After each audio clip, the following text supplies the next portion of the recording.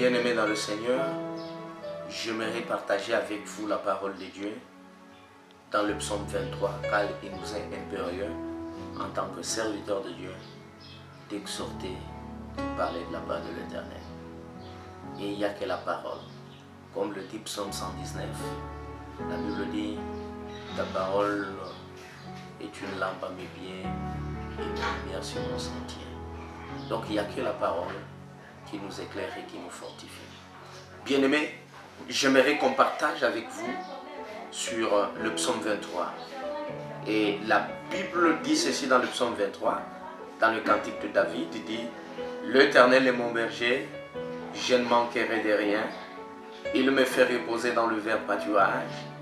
Il me dirige près des eaux paisibles. Il restaure mon âme. Il me conduit dans le sentier de la justice à cause de son nom. Quand je marche dans la vallée de l'ombre de la mort, je ne crains aucun mal, car tu es avec moi. Ta houlette et ton bâton me rassurent. Tu dresses devant moi une table en face de mes adversaires. Tu induis ma tête et ma coupe de bord. Oui, le bonheur et la grâce m'accompagneront tout le jour de ma vie, et j'habiterai dans la maison de l'Éternel jusqu'à la fin de mes jours. Bien-aimés, ça c'est un psaume très profond. C'est cantique de David, c'est très profond, c'est très fort.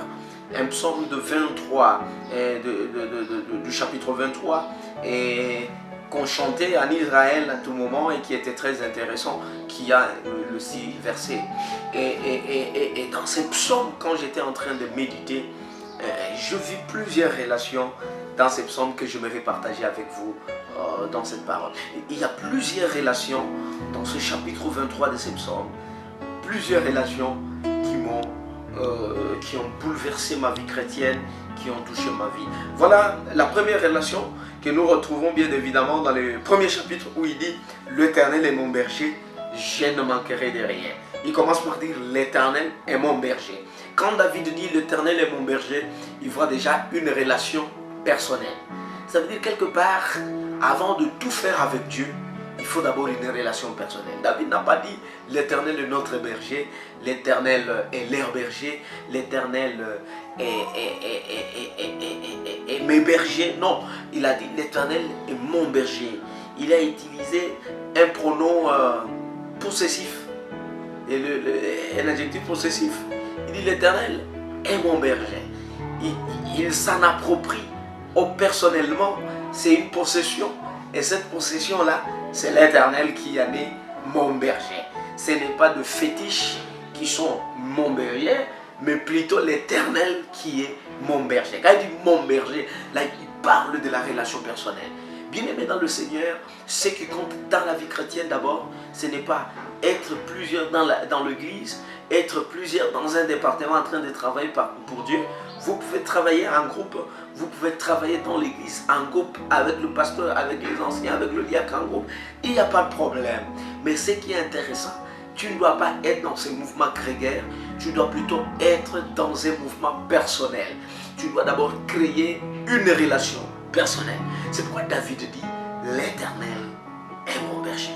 Ça veut dire que c'est une relation personnelle. Et même dans l'alliance avec Dieu, l'alliance elle est très forte. Et cette alliance ne se contracte pas en groupe. Dans la nouvelle alliance, l'alliance se contracte personnellement. C'est une relation personnelle avec Dieu. Et cette relation personnelle avec Dieu est en train de créer une autre dimension. C'est pourquoi c'est pourquoi David plutôt dit l'Éternel est mon berger. Il ajoute en disant je ne manquerai de rien. Il ne dit pas je ne manquerai de rien et puis l'Éternel est mon berger. Il dit d'abord l'Éternel est mon berger. C'est quand premièrement tu fais de l'Éternel ton berger que tu ne manqueras de rien. L'Éternel est mon berger, c'est une relation personnelle. Et quand tu es dans une relation personnelle avec Dieu, automatiquement il y aura la deuxième relation, c'est une relation permanente. Et cette relation permanente, c'est là qu'il dit je ne manquerai de rien. Pourquoi tu ne manqueras de rien?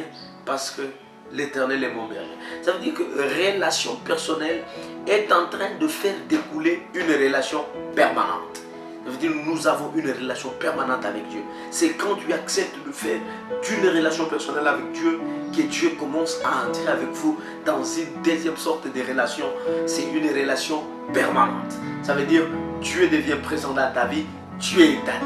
Et à tes côtés, tu ne peux plus l'inviter, il ne peut plus te visiter, tu es avec lui permanemment. Ça, c'est une dimension de gloire. Ça, c'est une dimension de faveur. C'est pourquoi j'aimerais dire à quelqu'un, vous devez savoir une chose. La relation que nous avons avec Dieu, elle est permanente. C'est pourquoi il dit, je ne manquerai de rien. Il ajoute en disant, il me fait reposer dans des verts pâturages. Il me dirige près des eaux paisibles. Il restaure mon âme. Il me conduit dans le sentier de la justice à cause de son nom. Tout ça, il veut parler de la permanence de Dieu. Quand Dieu est permanent dans votre vie, tu ne manqueras de rien. Et quand Dieu est permanent dans votre vie, il va te faire reposer dans des verts pâturages. Quand Dieu est permanent dans ta vie, il va te diriger près des eaux paisibles. Quand Dieu est permanent dans votre vie, il va restaurer ton âme. Tout ça, c'est une relation permanente avec Dieu. Et quand tu arrives dans cette relation permanente avec Dieu, David est en train de cheminer en disant, il me conduit dans les sentiers de la justice à cause de son nom. Il dit, quand je marche dans la vallée de l'ombre et de la mort, je ne crains aucun mal, car tu es avec moi, ta houlette et ton bâton me rassurent. Ça, c'est une relation rassurante. Quand tu es dans une relation personnelle, la relation personnelle fait découler la deuxième relation qui est la relation permanente avec Dieu. Cette relation permanente avec Dieu est en train d'engendrer la troisième relation qui est la relation rassurante avec Dieu. Ça veut dire cette relation te rassure. Quand il y a des problèmes qui t'arrivent, ça rassure que tu es avec lui. Quand tu es avec lui permanemment, tu n'as pas peur même quand tu traverses la vallée de l'ombre de la mort. Je fortifie à quelqu'un qui traverse la maladie, qui traverse des moments de difficulté, qui traverse des moments difficiles, qui traverse des crises et des chômages, qui a peur de ce qui se passe dans sa vie. Je te dis avec foi et détermination, tu es dans une relation rassurante avec Dieu. Et cette relation rassurante avec Dieu est en train de te donner une assurance. Et cette relation rassurante avec Dieu engage la foi. Parce qu'en Hébreux chapitre 11, la Bible dit, la foi est une ferme assurance. Et l'assurance avec Dieu nous rassure de la victoire que nous avons dans le nom de Jésus. C'est pourquoi il dit, quand je traverse la vallée de l'ombre et de la mort, je ne crains aucun mal. Parce que je suis dans cette relation personnelle permanente et rassurante. Même si il y a quelque chose qui arrive, il est avec moi. Ça me rassure, ça me fortifie. Il dit, ta houlette et ton bâton me rassure. Là, ça conclut cette relation rassurante. Et David continue en cheminant. Au verset 5, il dit, tu dresses devant moi une table en face de mes adversaires. Et puis il dit, tu induis ma tête et ma coupe déborde. Ça, c'est une relation sacerdotale. Ça veut dire que quelque part, quand on est dans la relation personnelle, nous sommes dans la relation permanente, nous sommes dans la relation rassurante avec Dieu. Nous ne devons pas oublier que tout ça, ça découle de notre relation sacerdotale. Ça veut dire, nous sommes ministériels en quelque sorte. Ça veut dire que nous ne devons pas oublier notre connexion sacerdotale avec Dieu. Voilà pourquoi dans la Nouvelle Alliance, la Bible dit, c'est Pierre qui le dit, l'apôtre Pierre le dit dans ses épîtres. L'Apocalypse de Jean le dit aussi. Il nous a fait un royaume de sacrificateurs. Ça, c'est une relation sacerdotale. Nous ne devons pas oublier l'huile. C'est pourquoi Salomon dit en Ecclésiaste que le vêtement blanc ne manque pas sur ton corps, c'est la sanctification, et que l'huile ne manque pas sur ta tête, c'est la consécration. Ça crée une nouvelle dimension de gloire, ça crée une nouvelle dimension de victoire. C'est pourquoi la gloire de Dieu, quand elle se manifeste dans cette relation sacerdotale. Tu n'as pas peur, tu es oint d'huile, et tu es le Messie.